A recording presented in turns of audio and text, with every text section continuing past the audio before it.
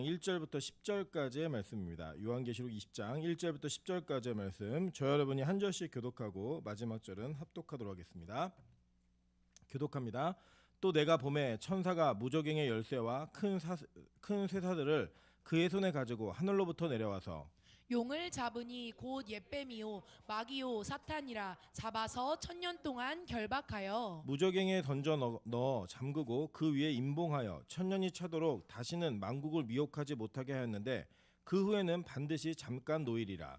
또 내가 보좌들을 보니 거기에 앉은 자들이 있어 심판하는 권세를 받았더라. 또 내가 보니 예수를 증언함과 하나님의 말씀 때문에 목베임을 당한 자들의 영혼들과 또 짐승과 그의 우상에게 경배하지 아니하고 그들의 어미와 손에 그의 표를 받지 아니한 자들이 살아서 그 그리스도와 더불어 1000년 동안 왕노릇하니 그 나머지 죽은 자들은 그 1000년이 차기까지 살지 못하더라. 이는 첫째 부활이라. 이 첫째 부활에 참여하는 자들은 복이 있고 거룩하도다. 둘째 사망이 그들을 다스리는 권세가 없고 도리어 그들이 하나님과 그리스도의 제사장이 되어 1000년 동안 그리스도와 더불어 왕노릇하리라. 1000년이 참에 사탄이 그 옥에서 놓여 나와서 땅의 사방 백성 곧 곡과 마곡을 미혹하고 모아 싸움을 붙이리니 그 수가 바다의 모래 같으리라. 그들이 지면에 널리 퍼져 성도들의 진과 사랑하시는 성을 두르매 하늘에서 불이 내려와 그들을 태워버리고 또 그들을 미혹하는 마귀가 불과 유황못에 던져지니 거기는 그 짐승과 거짓 선지자도 있어 세세토록 밤낮 괴로움을 받으리라. 아멘. 네, 우리 주변에 있는 분들에게 이렇게 한번 인사하도록 하겠습니다. 당신이 주인공이 될 뻔했습니다. 주인공이 될 뻔했습니다.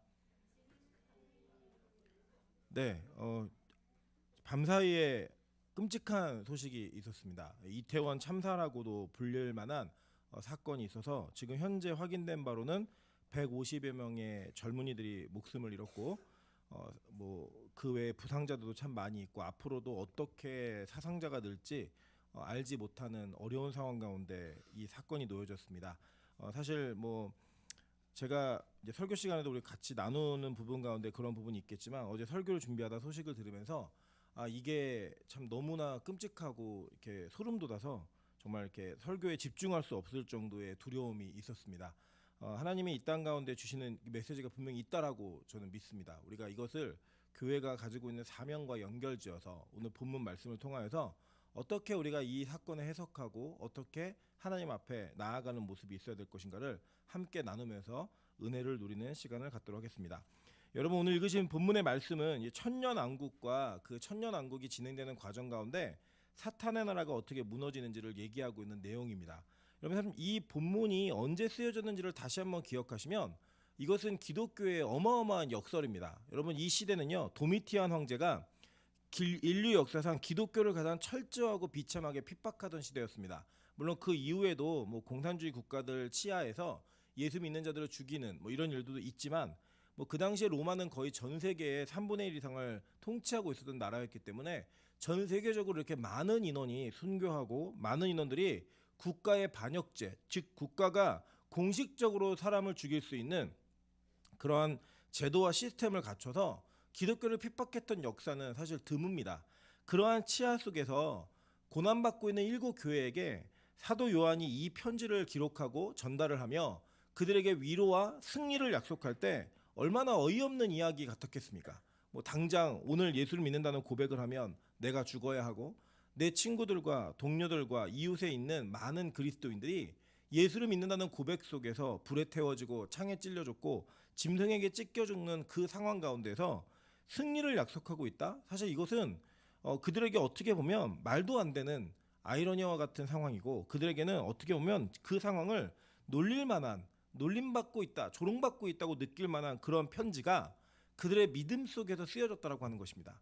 여러분, 이 본문의 내용이 사실은 악한 마귀의 나라가 어떻게 무너지는가를 정확히 기록하고 있는 내용들이기 때문에 이 나라에 대한 내용들, 이 나라가 무너지는 내용들에 대한 이것들을 기억하시면서 그 시대의 믿음의 선배들이 그 고난 가운데 믿음을 지켰던 것처럼 지금 이 시대를 사는 저와 여러분 속에 하나님의 은혜와 그 나라를 생각하시면서 지금의 현실을 뛰어넘는 그런 은혜가 있는 그런 귀한 아침 되시기를 주님의 이름으로 축원합니다.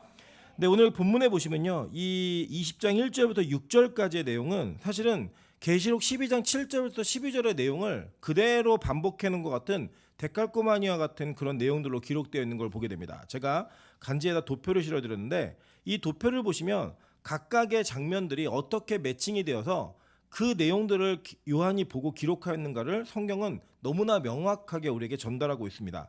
이것은 무엇을 얘기하냐면 이 요한계시록 20장에 쓰여져 있는 1절부터 6절까지의 그 전쟁과 전투는 처음으로 일어나는 사건이 아니라 이전에 일어났던 사건의 반복임을 얘기하는 것입니다. 여러분 제가 말씀드렸죠. 그 어떤 큰 그림이 있을 때 그 그림을 한꺼번에 눈에 들어오지 않아서 제대로 볼 수 없지만 부분 띄어서 보다가 그 그림을 합쳐 놓으면 전체 그림이 어떤 그림인지를 알 수 있다라고 하는 우리의 실제적인 우리의 예가 있는 것처럼 이 요한계시록은 어떠한 사건을 시간 순서대로 역사대로 쭉 기록한 것이 아니라 그 역사 속에 일어나는 모든 사건들을 다양한 측면에서 보고 이 사도 요한이 그 내용을 기록해서 우리에게 그 사건의 실체가 무엇인지를 정확하게 알려주고 있는 내용들로 기록되어 있는 것입니다. 그래서 이것은 뭐 새로운 것들로 해석하는 것이 아니라 올바른 해석을 하려면 이 내용을 상징으로 이해하고 그 상징이 반복되는 과정을 통하여 마지막에 하나님의 나라가 어떻게 이루어질지를 예상하고 그것을 보는 것이 맞다라고 하는 것입니다.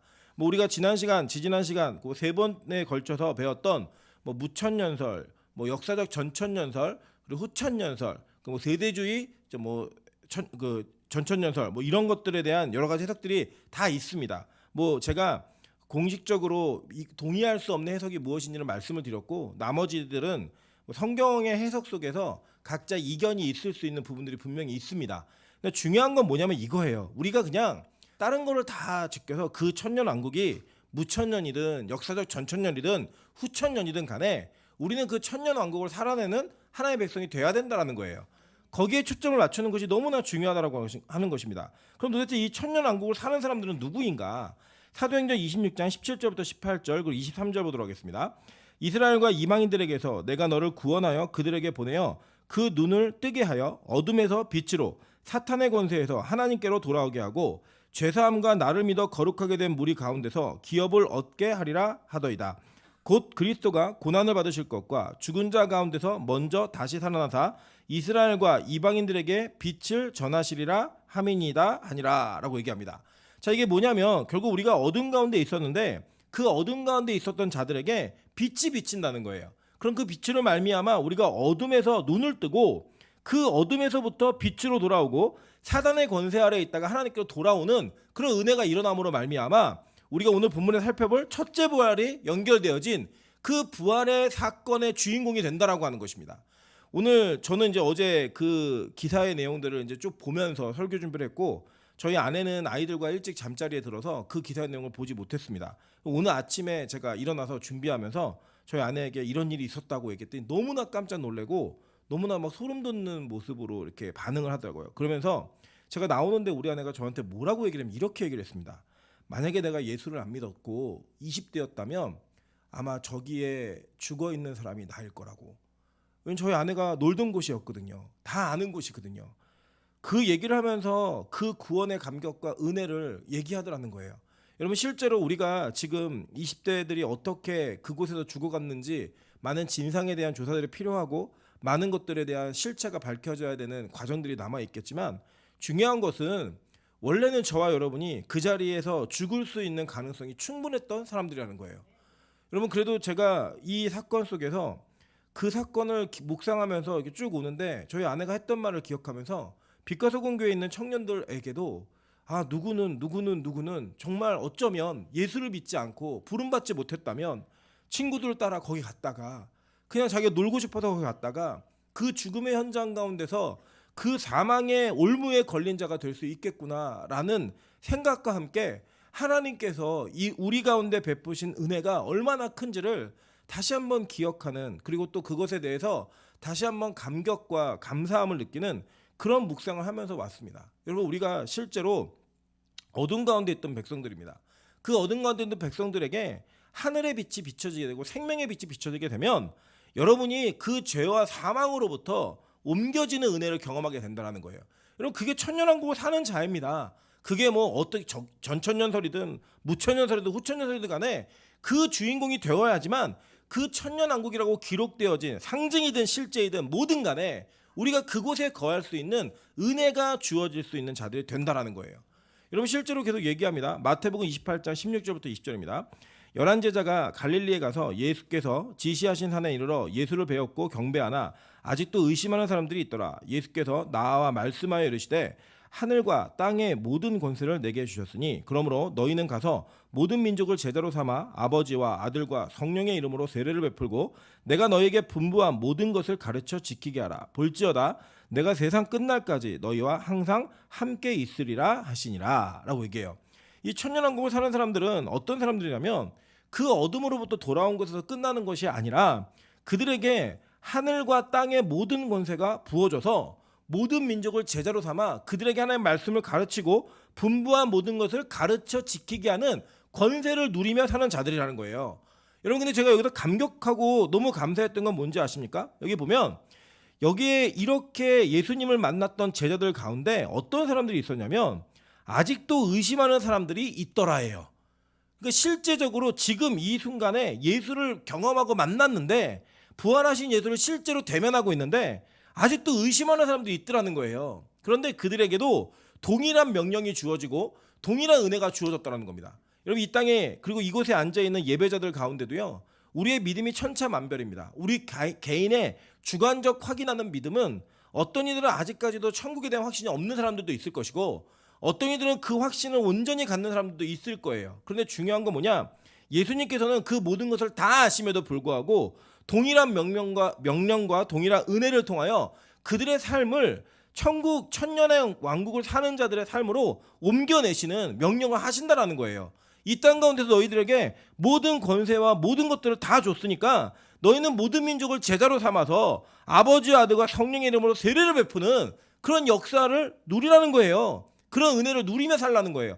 여러분 그게 바로 천년왕국을 사는 자들의 모습인 겁니다. 왜 이렇게 할 수 있는지 아세요? 세상 끝날까지 너희와 항상 함께 있으리라 하신 그 말씀이 우리에게 이루어지기 때문입니다.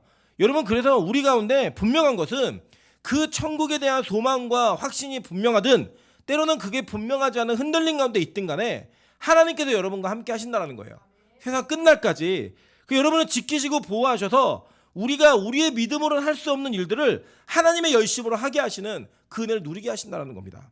여러분 우리가 예배드릴 사람들입니까? 우리가 원래는 놀러 다닐 사람들이고 토요일 밤 그 광란의 밤에 소돔과 고모라와 같은 그 광란의 도시를 우리가 즐길 수 있는 가능성이 충분한 사람들이에요. 그런데 그들에게 우리가 그것을 끊어내고 그것을 관심 갖지 않고 그것으로부터 건진받은 자가 되어서 오히려 그 땅에 그 죽음을 대면하고 있는 자들에게 복음을 전해야 하는 또 그렇게 말씀을 선포해야 하고 그들의 권세에 사단의 진을 무너뜨려야 하는 우리의 사명이 또 동시에 주어져 있다는 것을 여러분 기억하셔야 될 것입니다. 저는 평생에 청년에 대한 꿈과 마음이 있었던 사람입니다. 그래서 그냥 청년사역이라는 단어만 들어도 가슴이 뛰었고 저는 제가 교회를 사역지로 옮기는 상황이 있을 때마다 다른 곳에는 전혀 관심 갖지 않았습니다. 무조건 청년사역을 할 수 있는 교회가 어디인가를 찾아서 부교육자 생활을 다 그렇게 해왔습니다. 그렇게 해왔던 저에게 어제 그 청년들의 죽음, 특별히 20대 여성들의 그 죽음이 집중되어져 있는 그 모습은 저에게는 굉장히 큰 충격이었고 저에게는 굉장히 큰 도전과 아픔을 던졌습니다. 과연 이것이 저 되게 충격받았던 것도 뭐였냐면 그 영상들을 찾아보는데 제가 두 가지 영상에서 충격을 받았습니다. 하나는 뭐였냐면요. 하나는 그 사람들이 깔려 있는데 2중 3중으로 그 위에 올라타 있는 사람들을 밑에 있는 사람들을 꺼내려고 안전요원들과 구조요원들이 그들을 꺼내려고 하는데요. 못 꺼내요. 그냥 그들의 얼굴도 표정도 그냥 화면 안에 다 담겨져 있는데 그렇게 압사당해서 있고 이렇게 압력에 눌려 있는 사람들을 꺼내려고 하는데 못 꺼내고 있는 거예요. 그래서 그들이 죽어가는 모습을 실제로 영상으로 담아낸 그 카메라를 하나 보았고 또 하나는 뭘 보았냐면 앰뷸런스를 쭉 중심으로 한쪽에서는 수많은 사람들이 그 죽어가는 사람을 살리고자 심폐소생술을 여러 명이 뭐 훈련 받은 대로 막 하는 것 같아요. 근데 그 앰뷸런스를 기점으로 건너편에서는 그 장면이 벌어지고 있는 걸 알고 있는데 음악을 틀어놓고 영업을 하고 춤추는 사람들의 영상이 그대로 담아져 있었습니다. 제가 볼 때는 영적으로 이게 귀신 들리지 않으면 어떻게 그럴 수 있을까? 사람이 죽어가고 있고 그 죽는 장면을 알고 있는 것 같아요. 뭐 표시를 하더라고요. 이거 죽고 있다고 사람이. 그런데 그곳에서 광란의 춤을 또 추고 있는 20대들. 여러분 그들이 MZ세대라고 하는 그런 명목하에 기존에 있던 기성세대를 비판하고 맞지 않는다는 이런 말로 많은 차이점과 거리감을 두며 살고 있습니다. 그래서 뭐 투표를 해도 그렇고 정치적 견해도 그렇고 여러 가지 모습들이 다 달라요. 다른데 그들을 이해하려고 노력하고 이해하려고 많은 시도를 하는 시도들도 있고 그들을 이해하지 않으면 뭐 앞으로 기업이든 교회든 살아남을 수 없다라고 하는 절박감이 있는데 이거는 그들을 이해해야 되는 문제가 아니라 그들을 위해 기도해야 되는 문제라고 저는 생각합니다. 어떻게 사람이 죽고 있는데 그 죽어가는 영혼들을 살릴 수 없는 안전요원들, 구조요원들이 있고 또 그렇게 살리고자 노력하는 사람들이 있는데 건너편에서는 그 죽음 앞에서 춤을 추고 영업을 하는 사람들이 그게 있는 거예요. 멀리 떨어진 것도 아니고 그냥 눈앞에 보이는 장면 속에서. 여러분 그게 지금 이 대한민국의 현실이고 이 땅을 통치하고 지배하고 있는 악한 영들의 기승을 부리고 있는 마지막 발악입니다. 마지막 때가 가까이 왔다라고 얘기해도 전혀 문제되지 않을 만한 그런 모습이 있더라는 거예요. 진짜 현실 속에. 교회가 여기서 뭘 해야겠습니까? 여러분 저는 지금 우리 교회가 그런 교회라고 생각합니다. 죽어가는 영혼들이 보이는데요. 못 꺼내요. 거기서. 끄집어낼 수 있는 능력이 없는 거예요. 여러분 10만 명이 넘는 그 인파에 안전요원이 뭐 몇십 명도 되지 않는 요원들로 그걸 통제하겠다고 얘기한 거 이거 인재 아닙니까? 인재?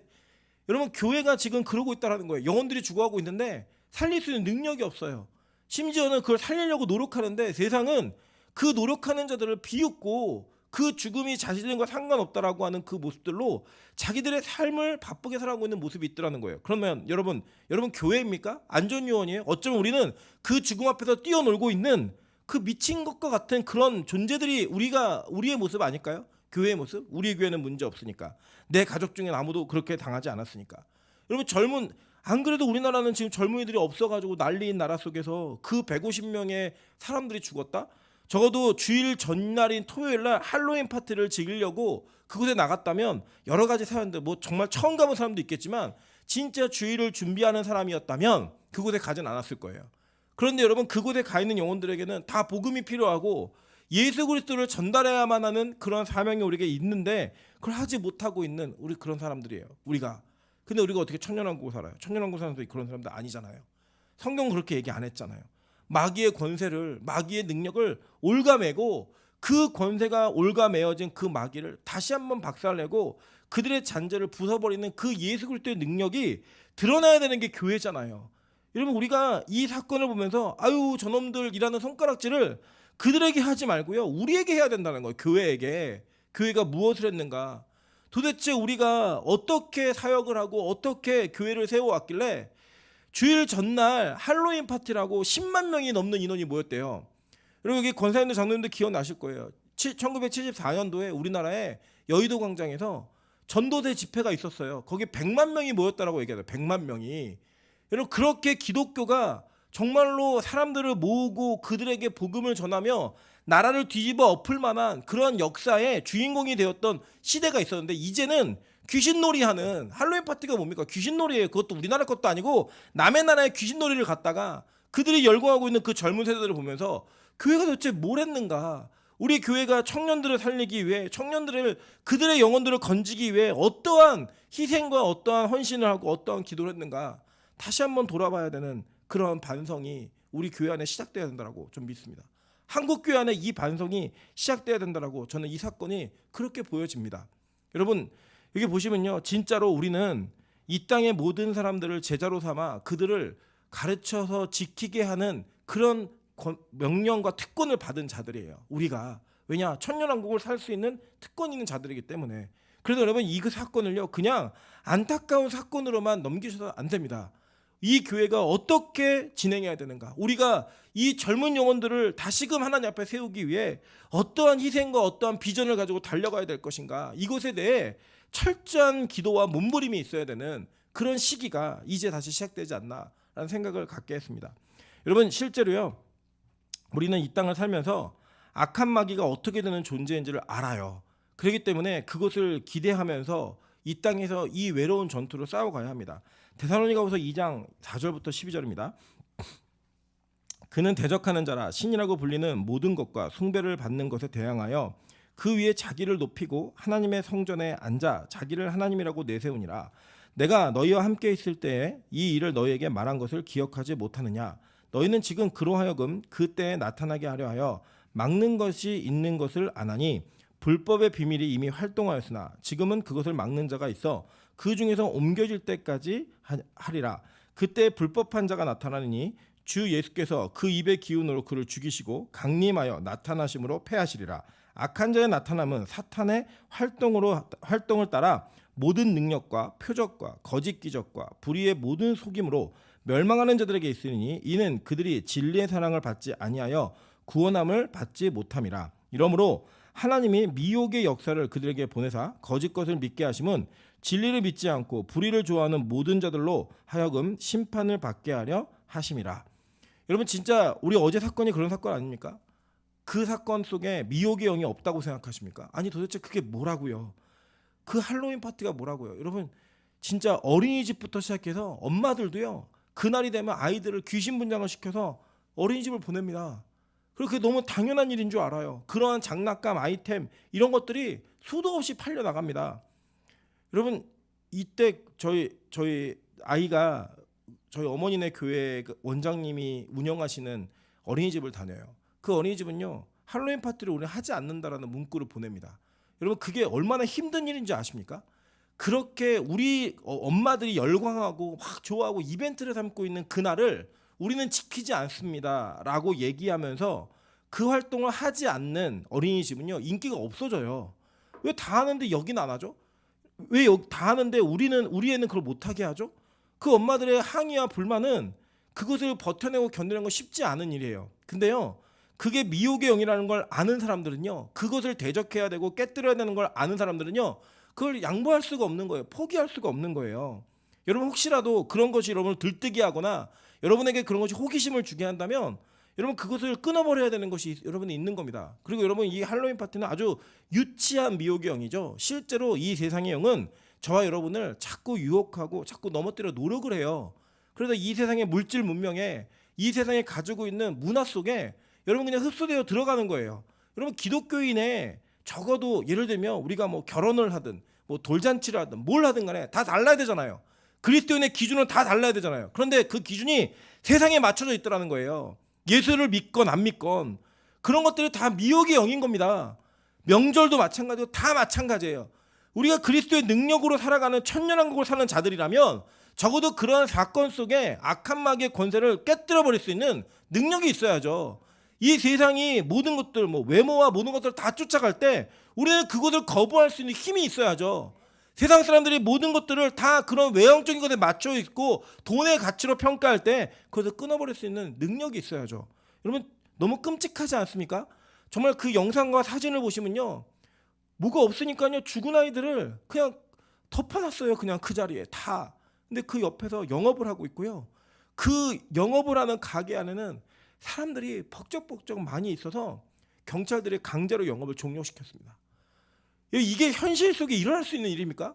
제대로 된 나라라면 제대로 된 사람이라면 영적인 걸 떠나서 그냥 인간이라면 이게 가능한 일입니까? 근데 이게 가능하더라니까요. 이게 실제하더라니까요. 근데 우리가 거기에 일조하고 있는 거예요. 거기에 따라가고 있는 거예요. 세상이 그러니까. 여러분 그것을 이상하게 여기는 사람들을 이상하게 생각하는 그런 모습이 있더라는 거예요. 진짜로. 여러분 이거 사건이요. 정말 저는 한국교회가 충격받아야 되는 사건이라고 믿습니다. 한국교회가 다시금 젊은이들에 대해서 다시금 구령의 열정을 가져야 되는 어마어마한 사건이라고 저는 믿습니다. 저는 빛가서 공교회가 이 일을 꼭 하고 싶습니다. 빛가서 공교회 하나님께서 이 일을 꼭 맡기셨으면 좋겠습니다.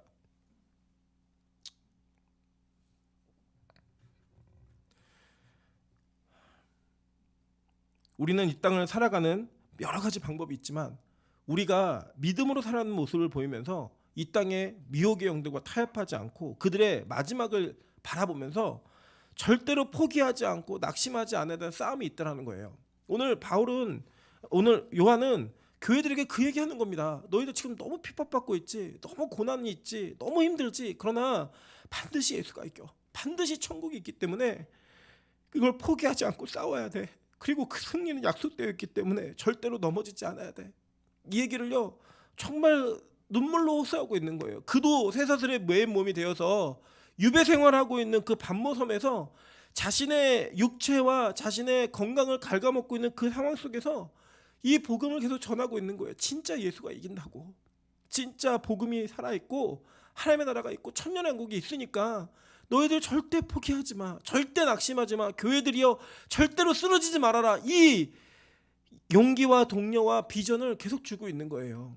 여러분 저는 우리 교회가 일단은 우리 성도들에게 그런 비전을 주는 교회이기를 간절히 소망합니다. 여러분 세상살이가 참 힘들잖아요. 오죽하면 우리 교회에서도 젊은이들이 죽고 싶다. 살고 싶지 않다. 너무 힘들다. 이런 얘기들을요 아마 많이들 합니다. 그렇게 해왔고요. 그런데 그들에게 하나님의 나라가 임하니까 살고 싶은 마음이 생기는 거예요. 살 수 있는 가치가 무엇인지를 알게 되는 거예요.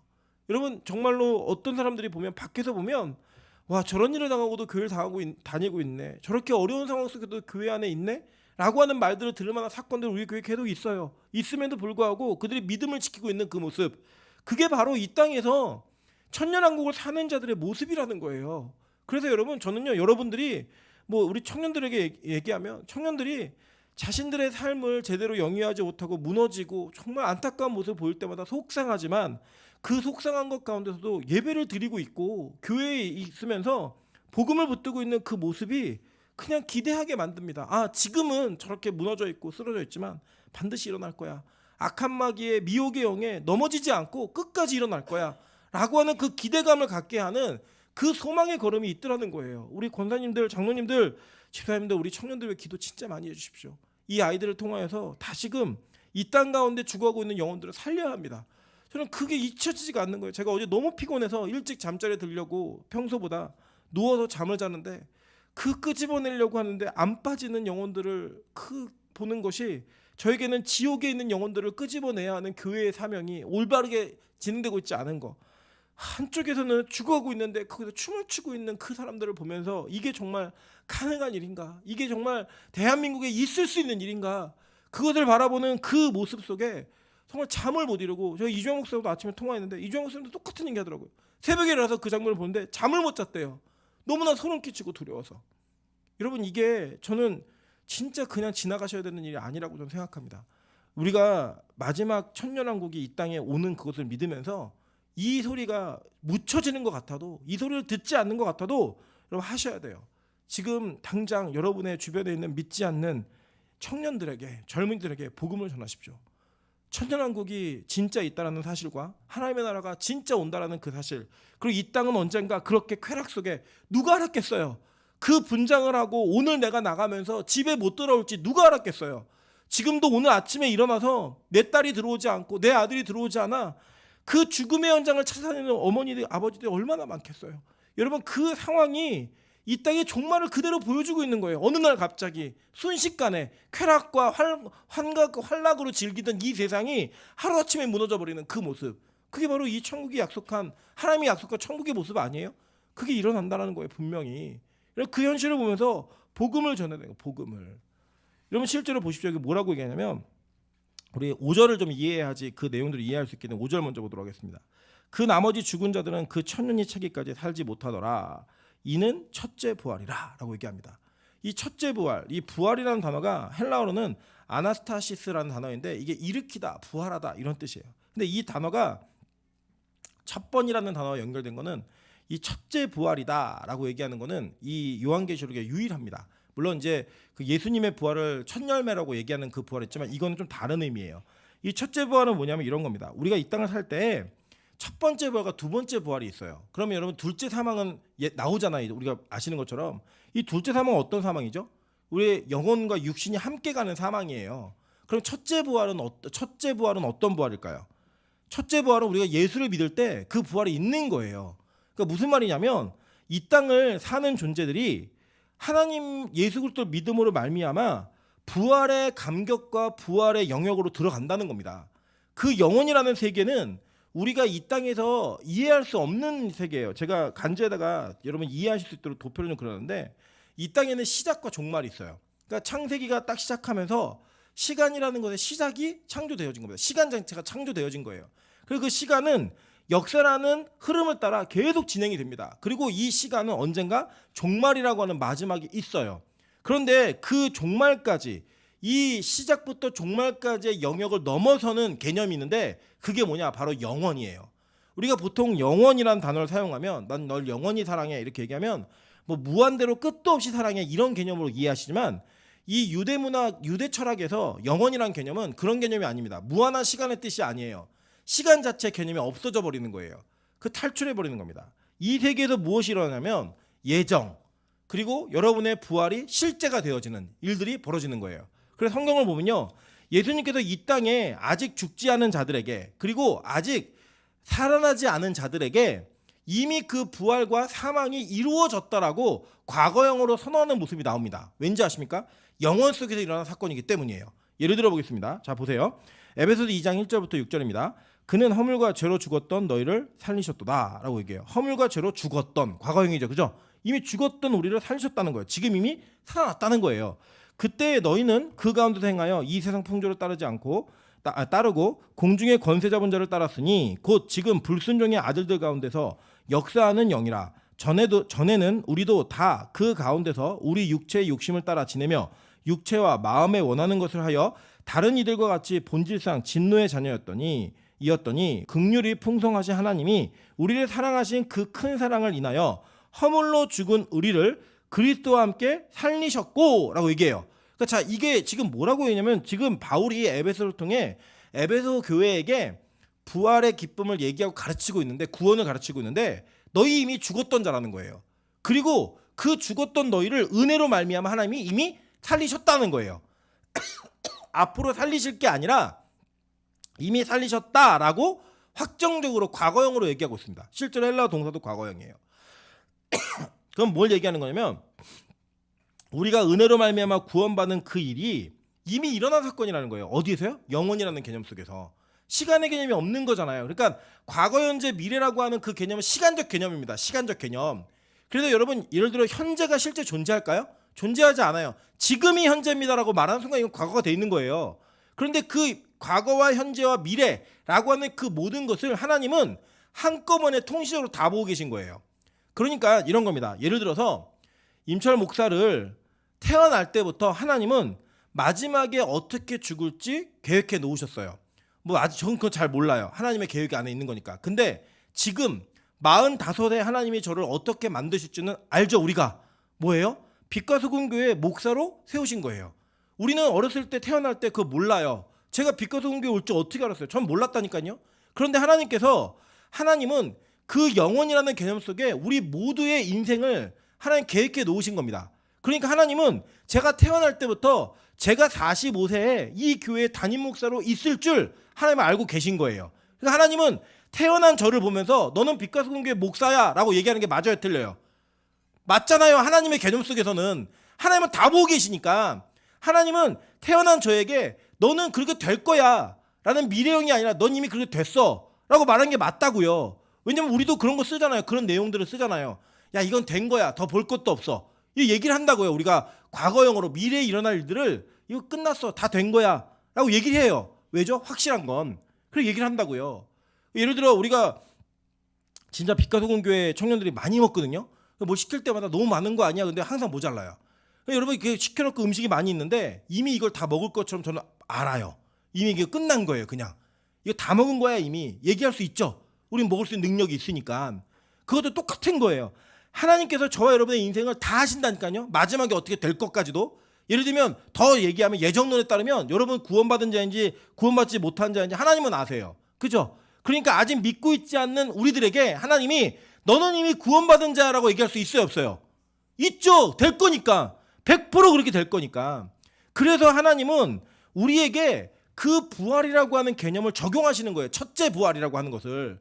즉 예수를 믿은 자들은 그 믿는 순간 첫째 부활에 동참하는 자가 되는 겁니다. 반대로 볼까요? 상황도 마찬가지예요. 로마서 5장 12절입니다. 그러므로 한 사람으로 말미암아 죄가 세상에 들어오고 죄로 말미암아 사망이 들어왔나니 이와 같이 모든 사람이 죄를 지었으므로 사망이 모든 사람에게 이르렀느니라 라고 얘기해요. 사망이 다 이르렀대요. 여러분 죽었어요? 여기 태어나서 한 번도 죽음을 경험하지 못한 사람들이 여기 다잖아요. 그런데 성경은 뭐라고 선언하냐면 이미 사망이 그들에게 이르렀대요. 왜요? 이미 그 죄로 인해 죽는 것은 확정적이기 때문에 그냥 과거형으로 얘기해버리는 거예요. 죽었다고. 즉 이렇게 죽은 자, 그 죽은 자들에게 복음이 들어와서 예수의 빛이 비춰지고 천년왕국을 사는 자가 되면 우리가 어떤 자가 되느냐? 첫째 부활에 동참하는 자가 된다는 거예요. 그 이미 여러분 그 부활을 경험하신 분들이에요. 어떻게 해요? 영원한 삶 가운데로 들어가는 것이 무엇인지 알고 그 믿음이 있는 거예요. 근데 그 믿음이 누구로부터 온 거예요? 하나님으로부터 온 거잖아요. 그러니까 그 믿음은 100% 돼야 안 돼요.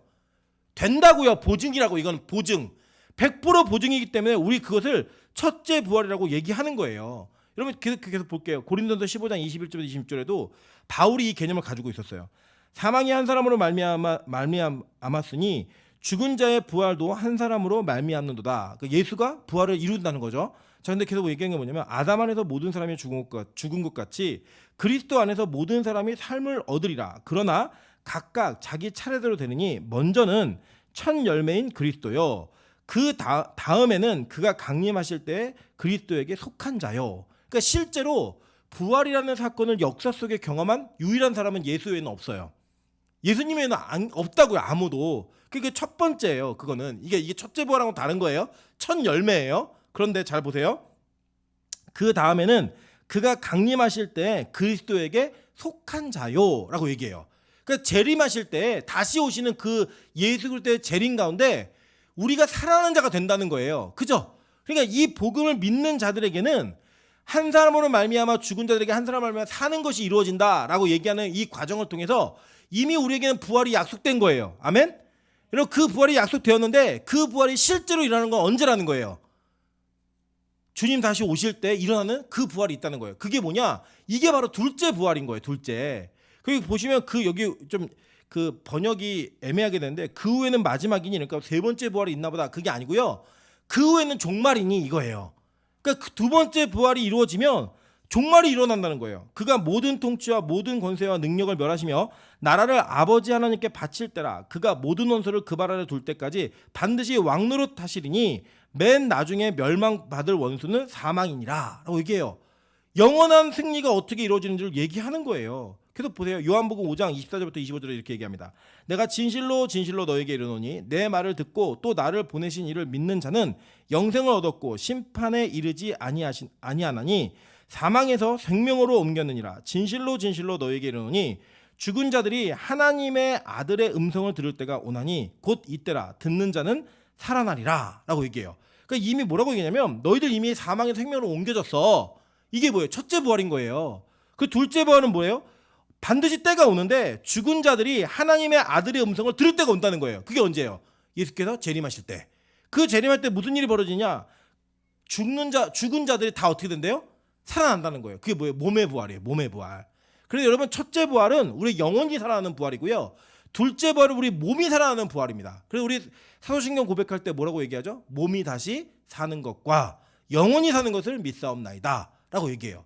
그래서 여러분 이 계시록에 나와 있는 부활의 개념은요. 저와 여러분의 영혼이 사는 것, 그 1차적이에요. 그게 첫째 부활이라고요. 그 둘째 부활은 뭐냐? 우리 몸이 살아요. 이걸 믿는 게 기독교입니다. 여러분 이 기독교의 진리는 기독교의 아주 핵심적 진리는요. 이 부활의 진리예요. 이게 여러분에게 믿어지지 않으면 여러분 구원받지 못한 백성입니다.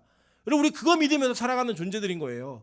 이 땅을 어떻게 살았든 간에 이 땅에서 어떤 죽음을 경험했든 간에 우리는 주님 다시 오시는 날 다 살아납니다. 그 살아나는 은혜를 통하여서 우리의 몸과 영혼이 합일이 되어서 전 인격이 되어서 주님의 나라에 입성하는 것. 그게 바로 새하늘과 새 땅이고 그게 천년왕국의 실제적 모습이라고 성경은 우리 가르치고 있는 거예요.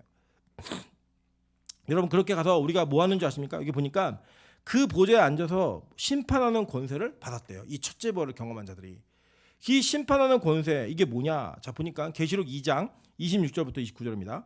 이기는 자와 끝까지 내일을 지키는 그에게 만국을 다스리는 권세를 주리니 이게 두아디라 교회에게 준 얘기예요. 이게 보니까 그가 철장을 가지고 그들을 다스려 질그릇 깨뜨리는 것과 같이 하리라. 나도 내 아버지께 받은 것이 그러하니라. 내가 또 그에게 새벽별을 주리라. 귀 있는 자는 성령이 교회들에게 하시는 말씀을 들을지니라 라고 얘기했어요. 자, 라우디게아 교회에게 준 말씀입니다. 계시록 3장 21절부터 22절입니다. 이기는 그에게는 내가 내 보좌와 함께 앉게 하여 주기를 내가 이기고 아버지 보좌와 함께 앉은 것과 같이 하리라. 귀 있는 자는 성령이 교회들에게 하시는 말씀을 들을지어다. 여러분 이거 예수님이요 이 얘기도 계속 하셨습니다. 마태복음 19장 28절이에요. 예수께서 이르시되 내가 진실로 너희에게 이르노니 세상이 새롭게 되어 인자가 자기 영광의 보좌에 앉을 때 나를 따르는 너희도 12보좌에 앉아 이스라엘 12지파를 심판하리라 라고 얘기했어요. 이스라엘 12지파, 12보좌, 12사도 이게 다 뭘 상징한다 그랬죠? 구약과 신약의 성도들을 상징한다 그랬죠? 그래서 14만 4천이 뭐였어요? 12지파, 12사도 곱하기 싸울 만한 군사, 완성된 군사 1000 해가지고 12만 4천 나오는 거잖아요. 그 상징적인 숫자는 구원받은 백성들을 얘기하는 거예요. 그러니까 12보좌에 앉아 12지파를 심판하리라. 뭐 이 모든 내용이 다 교회와 관련된 내용이라는 거예요. 누가복음 22장 28절부터 3절에도 공일한 얘기합니다.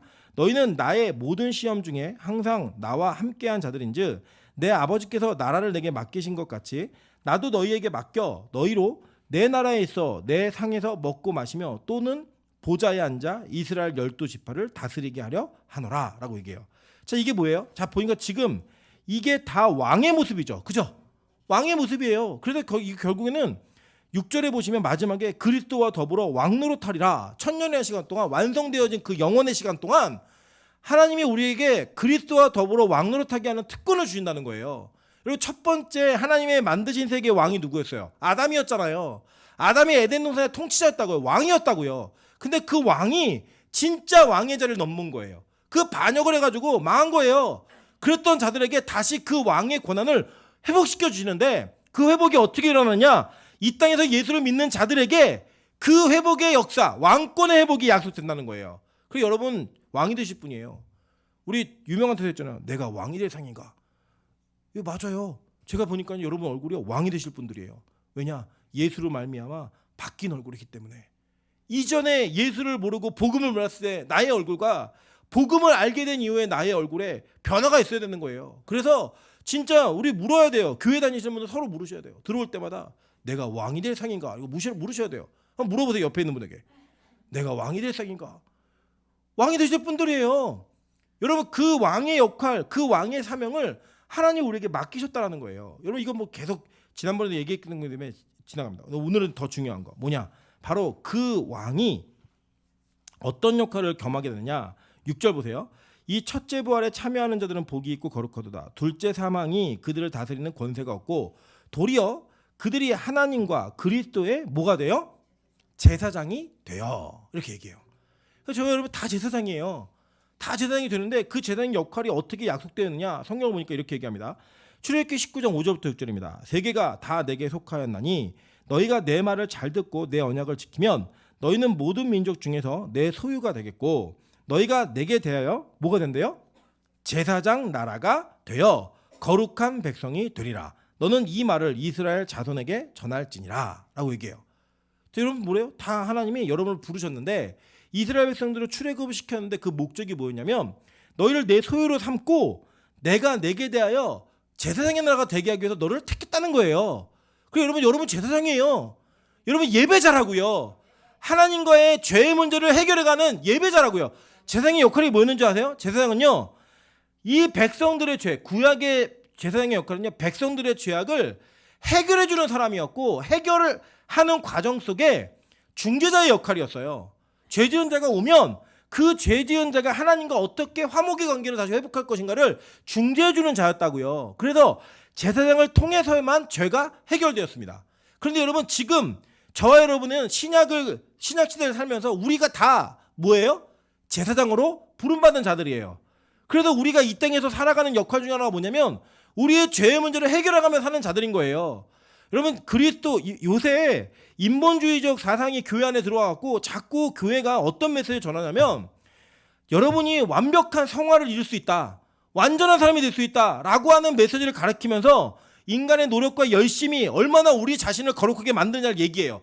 기독교 절대 그런 종교 아닙니다. 여러분 어떤 수단과 방법을 쓰고 여러분이 어떻게 노력한다 할지라도 여러분 죄라고 하는 굴레에서 절대 벗어날 수 없어요. 죄라는 사슬이 여러분을 절대 놓지 않아요. 그게 이 땅의 죄의 역할이고 죄가 가지고 있는 능력이에요. 그런데 그걸 어떻게 해결하는 줄 아십니까?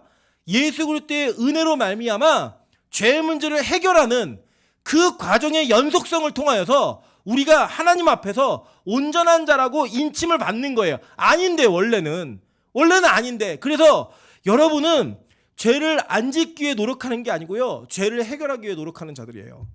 우리는 죄를 안 지어서 구원받는 자들이 아니라 죄를 해결받아서 구원받는 자들이에요. 어떻게 해결받느냐? 예수 그리스도 앞에 나아가는 거예요. 그 예수만 붙드는 소망으로 사는 거예요. 그래야지만 우리가 하나님의 은혜 가운데 죄의 문제를 해결받는 자가 되는 그 은혜를 경험하게 된다는 거예요.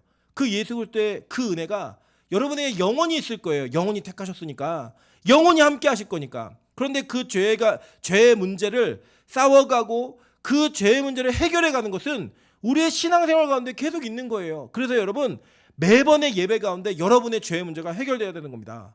여러분의 죄악의 문제가, 사건이, 모든 것이 다 해결돼야 되는 거예요. 여러분, 이거를요, 마치 오늘의 죄를 해결하지 못하면 구원이 취소되는 거, 그런 거 아니에요. 이미 예수 그리스도는 영원이라는 개념 속에 여러분의 과거, 현재, 미래의 모든 죄를 다 해결하셨어요. 영원이라는 개념 속에. 근데 그 영원은 우리 시간 안으로 들어왔죠. 시간으로 들어오면서 지금 오늘의 현실이 된 거예요. 그래서 오늘 여쭙겠습니다. 여러분, 오늘 죄가 있어요, 없어요? 있잖아요. 그 죄의 문제를 오늘 이 시간 해결하셔야 되는 거예요. 왜? 영원 속에 예정되어 있는 약속이니까. 그래서 예배자들, 영원 가운데 구원받은 자들은 예배자가 되는 거예요. 영원 속에 구원받은 자들은 오늘 이 예배 속에 자신의 죄의 문제를 해결해 가는 거예요. 그래서 그 과정의 연속성이 우리의 영혼을 보장하는 은혜로 나타난다는 겁니다. 그래서 여러분, 교회는요, 죄의 문제를 반드시 다뤄야만 합니다. 제사장으로서의 역할을 감당하기 위한 일들을 해내야만 되는 거예요. 보세요. 이사야 61장 6절에도 이렇게 얘기합니다. 오직 너희는 여호와의 제사장이라 일컬음을 받을 것이라. 사람들이 너희를 우리 하나님의 봉사자라 할 것이며 너희가 이방 나라들의 재물을 먹으며 그들의 영광을 얻어 자랑할 것이니라 라고 얘기해요. 스가랴 6장 12절부터 13절에도 이게 그대로 예언되어 있어요. 말하여 이르기를 만군의 여호와께서 이같이 말씀하시되 보라, 싹이라 이름하는 사람이 자기 곳에서 돋아나서 여호와의 전을 건축하리라. 그가 여호와의 전을 건축하고 영광도 얻고 그 자리에 앉아서 다스릴 것이요, 왕이죠, 그죠? 다스린대요. 또 제사장이 자기 자리에 있으리니 이 둘 사이에 평화의 의논이 있으리라 하셨다 하고 라고 얘기해요. 하나님의 성전이 건축되는데 여기 보면 보라, 싹이라 이름하는 사람, 이게 뭐냐면 여러분, 예수님이 나사렛에서 나신다는 이야기가 직접적으로 예언된 게 없어요. 그럼 어떻게 예언되느냐? 이 가지, 이새의 가지에서 난다, 나르츠라고 하는 그게 나사렛과 똑같은 어원을 가져요. 그래서 그거를 기준으로 예수님 나사렛에서 나신다는 거예요. 그 이새의 줄기에서 싹이 나서, 그 싹이 누구예요? 예수 그리스도잖아요. 스가랴가 똑같이 예언하는 거예요. 그러니까 구약의 선지자들이 다 누굴 본 거예요? 예수를 본 거예요. 메시아를 본 거라고요. 그걸 예언하는데 그 메시아가 자기 곳에서 돋아나서 여호와의 전을 건축한대요. 성전을 만든다는 거예요. 그 성전이 뭐예요? 교회잖아요. 예수 그리스도를 머리로 한 교회들, 그 교회들 사이에 왕과 제사장의 그 권한을 통해서 화평의 의논이 있다고 얘기하는 거예요. 즉, 그 두 역할을 따로 놓은 것 같지만 교회 안에 그 역할이 다 있다는 거죠. 그게 뭐예요? 성도들의 모습이라는 거예요. 여러분들, 우리는요, 이 땅을 왕으로 살아요.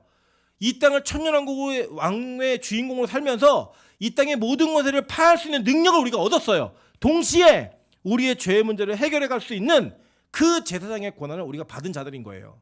그 여러분의 기도 가운데, 신앙생활 가운데 이 죄의 문제가 해결되는 은혜가 끊어지지 않아야 됩니다. 그 감격이 항상 살아있어야 되는 거예요.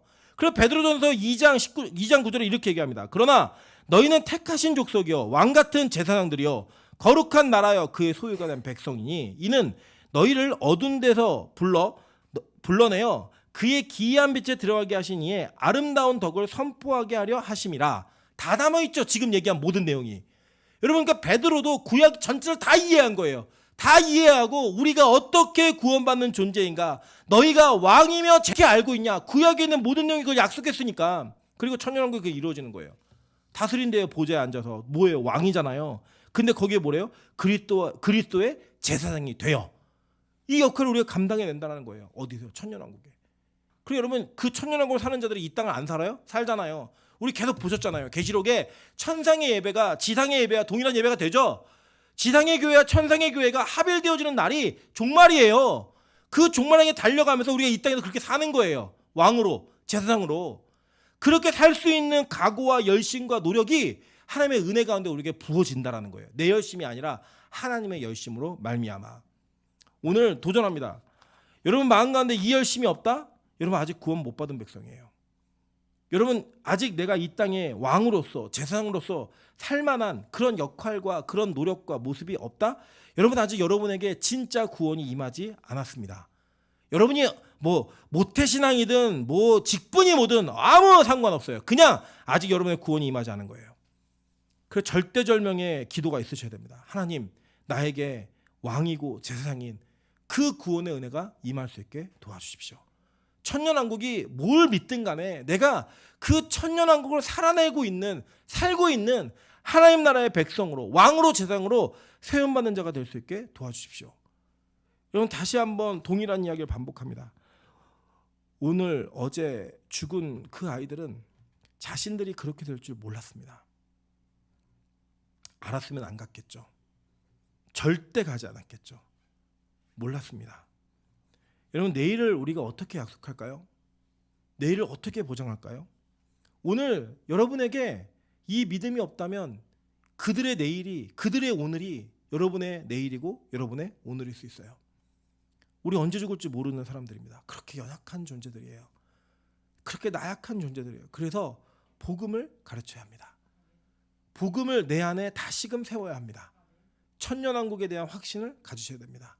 그래서 예수님께서 이 땅을 통치하고 다스리실 때에 그 통치를 함께 할 수 있고 그리스도의 제사장이 되어 이 땅에서 여러분이 할 수 있는 역할들을 죄의 문제를 해결해가는 싸움을 싸워가며 매일의 승리를 거두셔야만 됩니다. 그래야 하나님 나라의 백성이기 때문입니다.